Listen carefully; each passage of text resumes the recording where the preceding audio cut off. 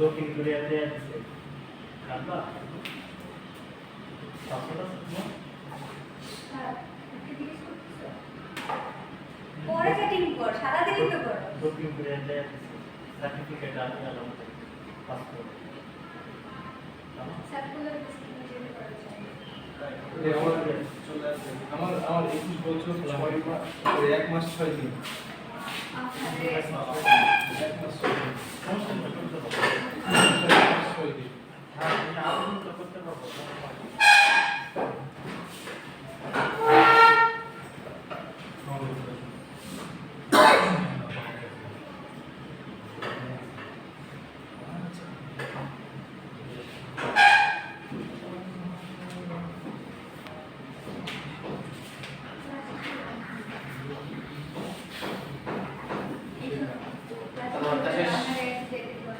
পলিওলিফিন গতদিন পড়ছিলাম দুইজন ছিলেন না কে কে জানা ছিলেন আপনি ছিলেন গতদিন আমি গেছিলাম আপনি ছিলেন গতদিন আচ্ছা পলিওলিফিন কি ছিল মনে আছে কিছু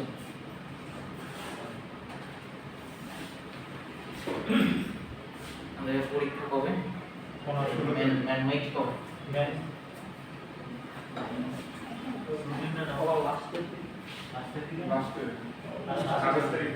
আপনার কি বলবো না আরে সমস্যা নেই আমি তোমার রুটিন আছে অ্যাসাইনমেন্ট করি কি করব মানে ফাইবার হচ্ছে 27 তারিখ অ্যাসাইনমেন্ট কি দিবেন না কতদূর কমপ্লিট আছে কিছুই তো নাই এই 31 তারিখের মতো অবশ্যই দিবেন এরপরে পেনাল্টি হবে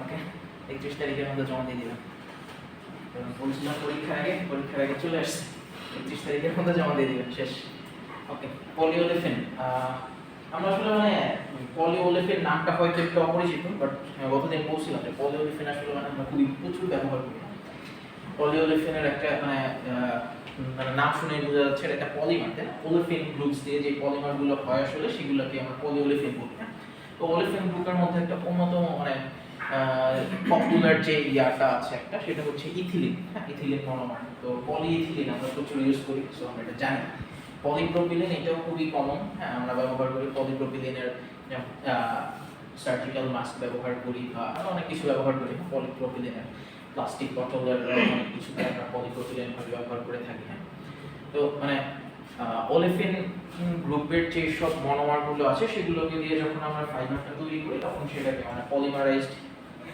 ফাইবার যখন তৈরি করি তখন সেটাকে আমরা বলতে পারি যে পলিওলিফিন তাই না তার মানে এটা হচ্ছে পলিমারাইজেশন বিক্রিয়ার মাধ্যমে হচ্ছে তাই না আমরা বলছিলাম যে পলিমারাইজেশন মানে পলি মনোমার থেকে পলিমার গঠনের যে বিক্রিয়াগুলো বা রিঅ্যাকশনগুলো সেগুলোকে আমরা পলিমারাইজেশন বলে থাকি তো সেটাই কি বলা হচ্ছে ওলিফিন গ্রুপস গুলোকে যখন আমরা পলিমারাইজেশন বিক্রিয়ার মাধ্যমে আলটিমেটলি ফাইবারটা তৈরি করে তখন সেটাকে আমরা পলিওলিফিন বলে থাকি তো পলিওলিফিনের আসলে অনেকগুলো টাইপস আছে বাট যেহেতু মানে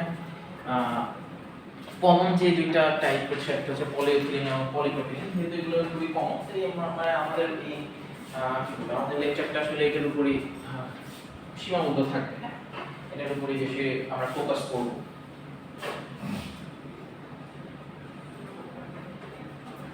আচ্ছা তো পলিওলিফিনের আসলে বেশ কিছু মানে টাইপস তো দেখলাম আমরা পলিইথিলিন এবং পলিপ্রোপিলিন হ্যাঁ পলিইথিলিন পলিপ্রোপিলিন নামে হয় যদিও আমরা অনেক বেশি চিনি তাও এগুলোর বেশি আছে অনেক কিছু আসলে এগুলো অনেক ট্রেড কি এগুলোর অনেকগুলো ট্রেড নেমস বা কমার্শিয়াল নেমস আছে হ্যাঁ যেমন দেখেন পলিইথিলিন কি আছে রিবন আছে টুরন হ্যাঁ মানে এক এক দেশে এক এক কোম্পানির এক এক ট্রেড নামে আসলে এই ফাইবারগুলো চলে ইউএসএ তে রিবন নামে চলতেছে ইউকে তে দুইটা নামে চলতেছে ডুরন এবং হচ্ছে ড্রাইভিং জাপানেও আছে হাইজেক্স ভেক্ট্রা ইউএসএ তে আরেকটাতে তো মানে এগুলো আসলে কোম্পানি মানে যে কোম্পানিরা আসলে যারা হচ্ছে ম্যানুফ্যাকচার করে তাদের নিজস্ব নাম থাকে রেজিস্টার্ড কিছু নাম থাকে যেমন আমরা আসলে অ্যান্টাসিড বলি অ্যান্টাসিড ছাড়াও তো মানে সিমিলার আরো অনেক প্রোডাক্ট আছে তাই এক এক নামে ল্যাকটামি আরো কত কি আছে না অনেক কিছু আছে তাই ঠিক সেরকম আর কি এই নামটা আর কি এরকম অ্যান্টাসিডের মানে মেইন নাম কি আমরা কি জানি আমিও জানি না মানে যেমন হচ্ছে যে এখানে রিবনের মেইন নাম কিন্তু পলিইথিলিন বা হচ্ছে ড্রাইলিনের মেইন নাম পলিইথিলিন। তো অ্যান্টাসিডের মেইন নাম আসলে আমি জানি না। বা হচ্ছে আচ্ছা নাপাক তো আমরা জানি না, প্যারাসিটামল, নাপা বলেন বা হচ্ছে H+ বা যাই হোক যেগুলো আছে সবকিছুই কিন্তু হচ্ছে আমার প্যারাসিটামল, তাই না? বাট এক এক নামে ছিল, সেটাই আর কি, মানে ট্রেড এবং কমার্শিয়াল নাম এগুলো, এক একটা কোম্পানির এক এক নাম থাকে। এখানে পলিপ্রোপিলিনেরও আছে, দেখেন নাইট্রিল, প্রোপিলিন, হ্যাঁ, প্রোপাইলেক্স, রেড স্টার, পাইলেন, এক এক দেশে এক এক কোম্পানির। তো পলিইথিলিন আসলে আমরা কিভাবে তৈরি করি অলরেডি আসলে বলছি, আমরা যে পলিমারটা মানে পলিমারাইজেশন বিক্রিয়ার মাধ্যমে আমরা তৈরি করি, হ্যাঁ। তো পলিইথিলিন আসলে মানে পলিমারাইজেশন দুই ধরনের বিক্রিয়া হয়, বেসিক্যালি দুই ধরনের বিক্রিয়া হয় পলিমারাইজেশন। একটা হচ্ছে অ্যাডিশনাল পলিমারাইজেশন আর একটা হচ্ছে কনডেনসেশন পলিমারাইজেশন। তো পলিইথিলিন আমরা তৈরি করি হচ্ছে অ্যাডিশন পলিমারাইজেশনের মাধ্যমে। অ্যাডিশন মানে অ্যাড করা, যোগ হওয়া, তাই না? এটার বাংলা নামটা ভুলে গেছি। আপনার এটাই ক্লাস জি অনেক আসলে আমার আসলে চেহারা একটা কম মনে থাকে। আচ্ছা, যেটা বলতেছিলাম যে মানে আমাদের হচ্ছে অ্যাডিশন পলিমারাইজেশনের মাধ্যমে আমরা পলিইথিলিনটা তৈরি করি। পলিইথিলিনের আমার মনোমার কি ইথিলিন, শুধু ইথিলিন, হ্যাঁ। তো ইথিলিনের মনোমার একটার সাথে একটা জোড়া লাগাই আমি হচ্ছে পলিইথিলিনটা পাচ্ছি, হ্যাঁ। আমি যেহেতু জোড়া লাগতেছে একটার সাথে, মানে অ্যাড হচ্ছে একটার সাথে, আর কিছু আসলে হচ্ছে না, সেই জন্য এটাকে আমরা কি বলে অ্যাডিশন পলিমারাইজেশন বলি। এটা যদি আমরা দেখি, ইথিলিন মনোমারটা এখানে কি আছে, CH2 ডাবল বন্ড CH2, তাই না? তো এখানে কি করে, জাস্ট ফার্স্টে একটা বন্ড ভেঙে দেয়, একটা বন্ড ভাঙলে কি হয়, এর একটা হাত ফাঁকা হয়, এর একটা হাত ফাঁকা হয়, ঠিক সেই মতো আরো একটা নেওয়া হয়, সেটারও একটা বন্ড ভাঙা হয়, তাহলে ওইটার ওই মনোমারেরও হচ্ছে দুইটা হাত ফাঁকা হয়। দুইটা মনোমারকে কি করা হয়, একসাথে আর কি কানেক্টেড করে দেওয়া হয়, হ্যাঁ। এই দেখছেন দুইটাকে কানেক্টেড করে দেওয়া হয়েছে। তো এইটা আসলে চলতে থাকে, অনেকগুলো মনোমার একটার পর একটা আপনি ক্লাসে একটার পর একটা আর কি আমরা অ্যাড করি, হ্যাঁ। মানে আমরা অ্যাড করি না, মানে রিঅ্যাকশন আসলে অ্যাড হতে থাকে। কিভাবে আসলে আর কি আমরা ইথিলিন মনোমারটা সরি পলিমার মনোমার থেকে পলিমার পাই, আর কি বলা আছে ওয়াচ। তো প্রিন্সিপাল র ম্যাটেরিয়ালের কথা লেখা আছে আসলে মানে ম্যাগনেট ফাইবারের, মানে এই পলিইথিলিন বা এই টাইপের ম্যাগনেট ফাইবারগুলো তৈরি করতে আসলে আমরা যে র ম্যাটেরিয়ালসটা ইউজ করি সেটা আসলে আমরা পেট্রোলিয়াম থেকে পাই। পেট্রোলিয়াম যে তেল উৎপন্ন করি, মানে তেল উৎপন্ন না সরি উৎপাদন করি, উৎপাদন না কি বলে এটা, উত্তোলন করি, তেল উত্তোলন করি না, ওখানে আর কি মানে ফার্স্টে আমরা কি পাই, ক্রুড অয়েল পাই। ক্রুড অয়েল দেখছেন কখনো? ক্রুড অয়েল কালো কালো আলকাত্রার মতো দেখতে অনেকটা, ওটাকে আর কি রিফাইন করা হয়। এরপর হচ্ছে আমরা এই যে ফিলিং স্টেশনে যে তেল দেখতে পাই, হ্যাঁ, মানে খনি থেকে যখন মানে উৎপাদন করা হয় তেলটা ওরকম থাকে এবং আলকাত্রার মতো থাকে। তো আচ্ছা, ওই যে রিফাইন করার পরে তেলটা পাই এবং যে বাই প্রোডাক্টগুলো পাই সেখান থেকে কিছু অংশ আসলে আমরা পলিইথিলিন তৈরিতে ব্যবহার করি। অনেক ধরনের বাই প্রোডাক্ট পাওয়া যায়। এই আমরা যে অকটেন ইউজ করি, অকটেন আসলে একটা বাই প্রোডাক্ট। এইগুলো আসলে অনেক ধরনের বাই প্রোডাক্ট পাওয়া যায়, বিভিন্ন বাই প্রোডাক্ট থেকে আসলে বিভিন্ন ধরনের জিনিসপত্র তৈরি করা হয়। শুধু তেল থেকেই যে মানে পেট্রোলিয়াম অয়েল থেকেই যে আমরা বাই প্রোডাক্টগুলো পাই তা না, গ্যাস থেকেও অনেক বাই প্রোডাক্ট পাওয়া যায়। গ্যাস থেকেও অকটেন পাওয়া যায়। হ্যাঁ, মানে অকটেন মানে তো গ্যাস থেকেই পাওয়া যায়। আচ্ছা, তো পলিইথিলিন আসলে দুইটা ইয়া আছে, দুইটা টাইপ আছে, লো ডেনসিটি পলিইথিলিন আর হাই ডেনসিটি পলিইথিলিন। নাম শুনে আসলে বুঝাই যাচ্ছে, একটা ডেনসিটি লো আর একটা ডেনসিটি হাই। ডেনসিটি লো মানে কি, সে হচ্ছে একদম পাতলা, তার ওজন একটু কম হালকা, আর হাই ডেনসিটি মানে সে একটু ভারী, একটু মোটা।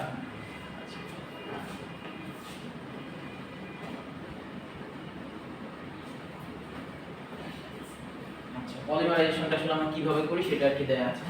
পলিমারাইজেশনটা আসলে মানে পলিইথিলিন আমরা তৈরি করতে পারি দুই, মানে পলিমারাইজেশনটা কি বললাম, অ্যাডিশন পলিমারাইজেশন, হ্যাঁ। তো এই অ্যাডিশন পলিমারাইজেশনটা আমরা আবার কি বলে দুইটা কন্ডিশনে করতে পারি, দুইটা condition.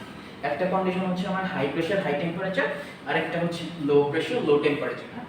High pressure high temperature বুঝাই যাচ্ছে মানে ওখানে আসলে আমি মানে প্রেসার এবং টেম্পারেচার দুইটাই অনেক হাই থাকবে, হ্যাঁ। দেখেন এই হাই প্রেসার হাই টেম্পারেচার কন্ডিশনে আমার টেম্পারেচার থেকে প্রায় 150 টু 200 ডিগ্রি সেলসিয়াস পর্যন্ত, এবং প্রেসার থেকে 1000 টু 2000 atm, অ্যাটমসফিয়ারিক প্রেসার। বাতাসের নরমাল অ্যাটমসফিয়ারিক প্রেসার কত 1, রাইট। তার মানে 2000 প্রায় 1000 2000 গুণ বেশি প্রেসার দেওয়া হচ্ছে, হ্যাঁ অনেক প্রেসারে আসলে এটা তৈরি করা হচ্ছে, হ্যাঁ আচ্ছা this type of polymerization results in branching along with linear polymer which hinders molecular alignment and so have moderate or very low strength for less crystallinity মানে এটা কি বুঝে গেল? মানে এই টাইপের যখন মানে অনেক বেশি হাই টেম্পারেচার এবং হাই প্রেসারে আমরা যখন তৈরি করি তখন আসলে ব্রাঞ্চিং অনেক বেশি হয়। আমরা বলছিলাম মনে হয় পলিমার তিন ধরনের হয়, লিনিয়ার পলিমার, ব্রাঞ্চ পলিমার আর একটা হচ্ছে ক্রস লিঙ্কড পলিমার, তাই না? আচ্ছা লিনিয়ার পলিমার হচ্ছে মানে একদম সোজা, তার কোনো ব্রাঞ্চ নাই, মানে হাত পা নাই, সে একদম সোজা। ব্রাঞ্চ পলিমার হচ্ছে তার অনেক মানে গাছপালার মতো হইতেছে, অনেক ব্রাঞ্চ আছে, গাছের মতো ব্রাঞ্চ আছে। আর ক্রস লিঙ্ক হইতেছে অনেকগুলো লিনিয়ার পলিমার যখন একটা আরেকটার সাথে কানেক্টেড থাকে, মাঝে মাঝে যখন কানেক্টেড থাকে তখন সেটাকে আমরা বলি ক্রস লিঙ্কড পলিমার।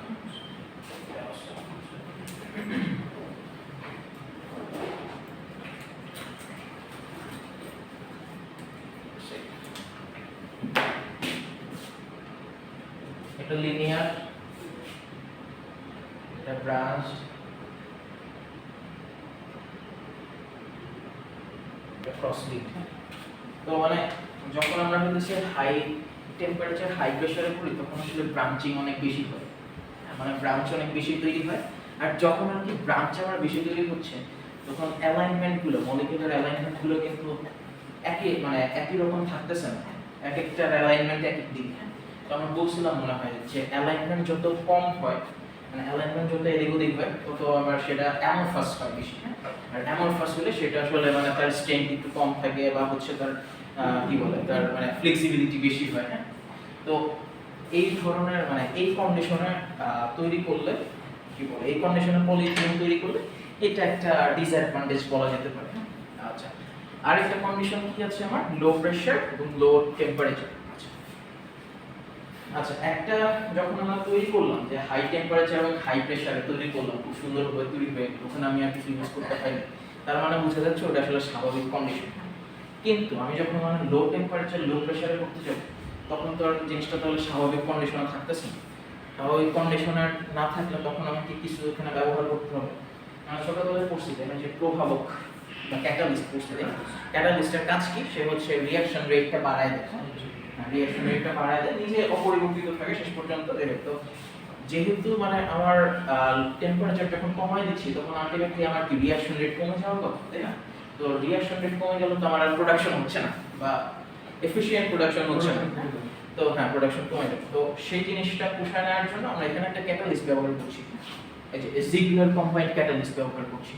তো এই জিগলার কম্বাইন্ড ক্যাটালিস্টটা ব্যবহার করলে কি হয়, আমরা লো টেম্পারেচার এবং লো প্রেসারে আসলে পলিইথিলিন তৈরি করতে পারি। হ্যাঁ আচ্ছা এখানে টেম্পারেচার কত দেখেন, আন্ডার 100 ডিগ্রি সেলসিয়াস, ওখানে কিন্তু টেম্পারেচার প্রায় 150 থেকে 200 ডিগ্রি সেলসিয়াস লাগছিল, এখানে আমি 100 ডিগ্রির নিচেই আসলে আমরা পেয়ে যাচ্ছি। হ্যাঁ অতটা গরম না, হাত পুড়ে যাওয়ার মতো গরম অবশ্যই, মানুষের বার্ন মনে হয় 72 বা 75 ডিগ্রি সেলসিয়াসে হয়। আচ্ছা দিস ক্যাটালিস্ট অ্যাক্সিলারেশন করে, আর এখানে আসলে ব্রাঞ্চিং কম হয়। হ্যাঁ এই টাইপের মানে এই কন্ডিশনে যখন আমরা তৈরি করি তখন এই ব্রাঞ্চিংটা কম হয়। নেক্সট স্লাইডে হয়তো আমরা বিষয়টা দেখতে পাবো।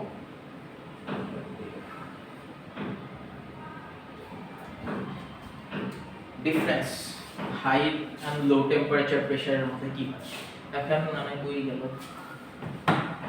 এই যে অনেক বেশি যখন আমরা হাই টেম্পারেচার হাই প্রেসারে করতেছি তখন ব্রাঞ্চিং অনেক বেশি হচ্ছে, তাই না? আমরা এর আগের স্লাইডটাতে তাই দেখেছি, ব্রাঞ্চিং অনেক বেশি হওয়ার কারণে কি হচ্ছে, জিনিসটা ক্রিস্টালাইনিটিটা কমে যাচ্ছে, অ্যারেঞ্জমেন্টটা অতটা অ্যালাইন্ড না, একটা একটা সাপেক্ষে মলিকিউলার চেইনগুলো পলিমার চেইনগুলো অতটা অ্যালাইন্ড না, সেই জন্য তাদের কি বলে তার স্ট্রেংথটা কমে যাচ্ছে, ফ্লেক্সিবিলিটিটা বেড়ে যাচ্ছে। হ্যাঁ but high temperature low temperature low প্রেসারে যদি আমি করি সেখানে কিন্তু আমার লেস ডিগ্রি অফ ব্রাঞ্চিং, হ্যাঁ ওখানে আসলে ব্রাঞ্চিং অনেক কম হয়, কারণ ব্রাঞ্চিং এর পরিমাণও কিন্তু দেয়া আছে। দেখেন 1000টা অ্যাটমে ওখানে আমার 30টা ব্রাঞ্চ হয়, আর এখানে 1000টা অ্যাটমে মাত্র 2 থেকে 5টা ব্রাঞ্চ হয়। এটা অ্যাপ্রক্সিমেট, কম বেশি হতে পারে না। আচ্ছা টেম্পারেচার ওখানে আমার বেশি লাগে, আমার ইয়াও বেশি লাগে, প্রেসারও বেশি লাগে, এখানে অনেক কম, তাই না?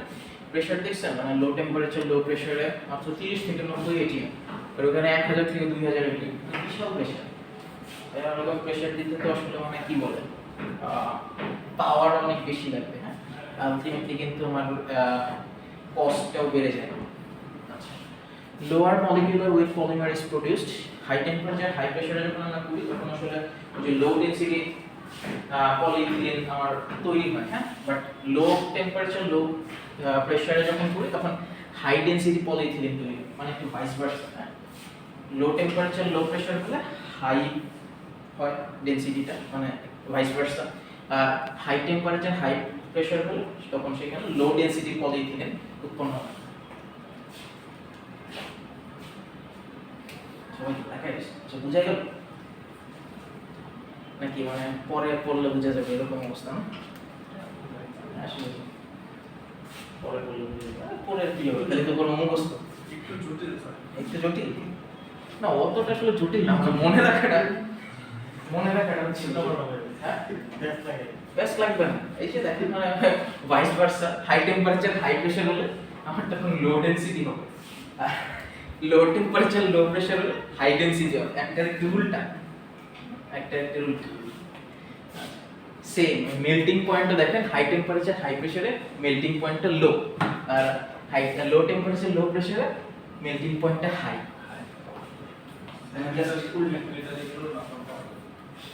না এই যে এরকম একটা লো টেম্পারেচার এটা যদি লো হয় তাহলে এটা হাই যখন তখন লো